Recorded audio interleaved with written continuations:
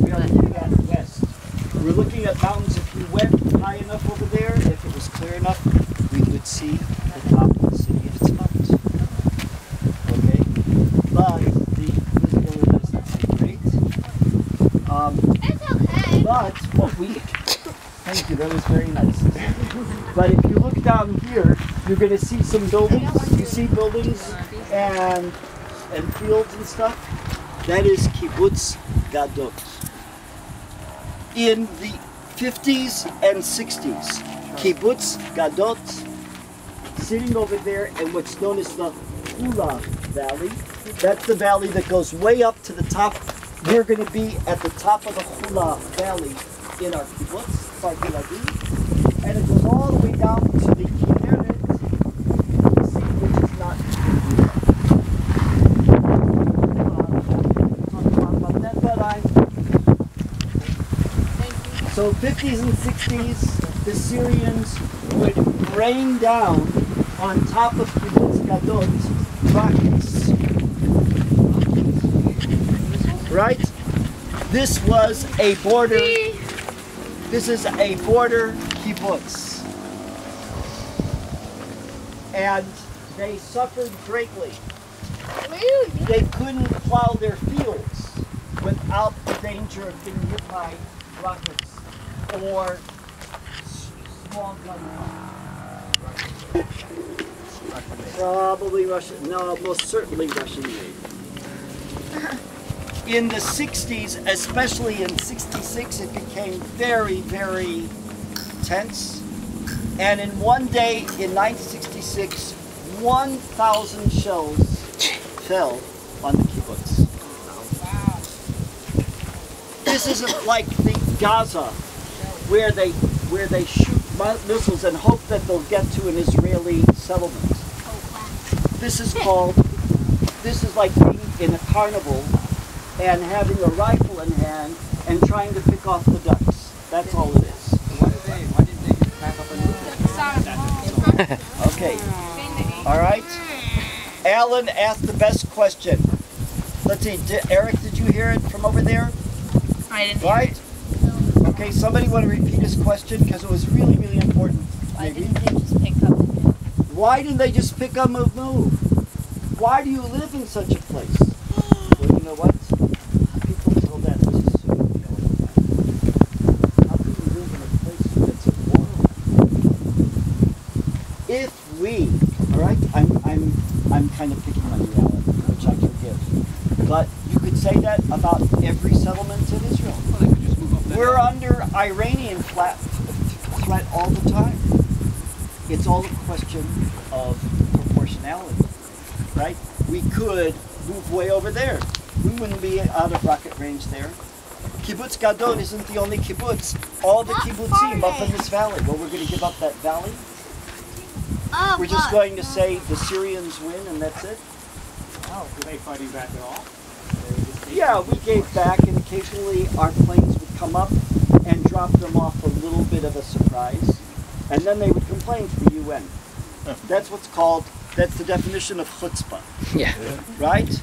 Shoot down at us, and then when we do one reprisal, Israel is the attacker, Israel the aggressor.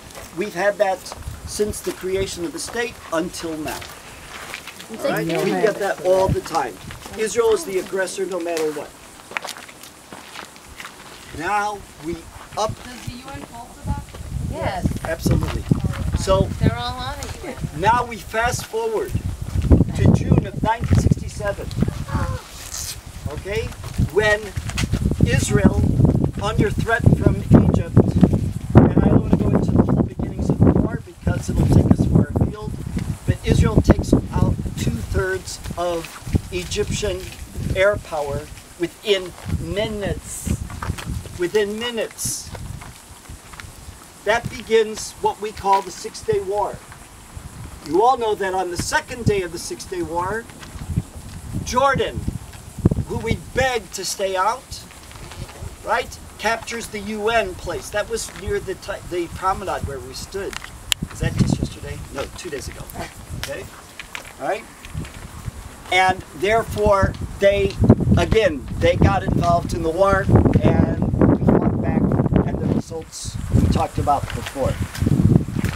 So we're in day 3 of a 6-day war. It's almost a half over. And the representatives of the Hula Valley, especially from Kibbutz Gadot and Kibbutz Dan further on, go to Moshe Dayan, who is the defense minister, and say, Moshe, not the dragon, Moshe, you have a chance to free us from this constant threat from the Syrians. As long as you're attacking on the Egyptian front and you're attacking on the West Bank front, attack for us. Why not? Join in. And what does Moshe Dayan say? It's not our war. It's not our purpose. We have no intention. That was, and this is highly documented in Moshe Dayan's own diary, among other places, where he and the other cabinet ministers says, no, we're not interested in fighting again with Syria. And the next day, here we are, we're day 4 of a 6-day war. More representatives come from the communities here. And finally, under Prime Minister Levi Eshkol, whose name I mentioned before, in the context of the water carrier, they decide, let's go for it. So on day 4 of the 6-day war, our tanks start coming up this way. But our tanks couldn't come up this way. Why? Steep. Number 1, minefields. Number 2, steepness. Number 3, where you're sitting, where the kids are sitting. Bunker. Okay? Shooting ducks. Yeah. Shooting ducks. All you need is some anti-tank hardware. So what we had to do is to first take out these bunkers.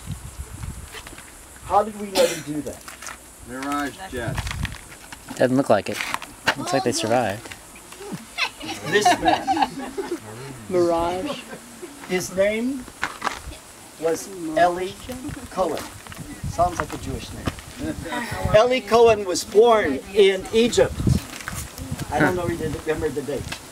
Sometime in the late 40s, I think. Born in Egypt. What they had back then. Israeli Guys, jets. give me a break. Okay? Sit down. Sit down. If you can't sit there because of the bees, move over here. Okay? I just need for you to stand still and everything will be fine. Eli Cohen was born in Egypt, raised here in Israel. Because of his perfect Arabic, in the army, they put him in an intelligence unit. That means a spy unit. All right? Translated for the kids. And after he got out of the army, he worked for a little bit, and one day he gets a knock on the door, and it's the Mossad. The Mossad is Israel's CIA. All right? Or MI5, or one of those organizations. And they say, Eli, this is what you're going to do. You're going to work for us. He says, I have a job. He says, no, you don't. You're going to work for us. And this is what you're going to do. You are going to spend the next 6 months perfecting your Arabic with Assyrian dialect. You are going to talk with all the accents and idioms and everything else like Assyrian. And then we'll tell you what you're going to do next. So that's what he does. He goes to an ulpan, an intensive Hebrew program, but this intensive Arabic program, in which he learned how to sound exactly like Assyrian. Because the Egyptian Arabic and Syrian Arabic have slight variations. Then they came and said, okay, you're going to Argentina. Argentina. Your name is Kamal something or other.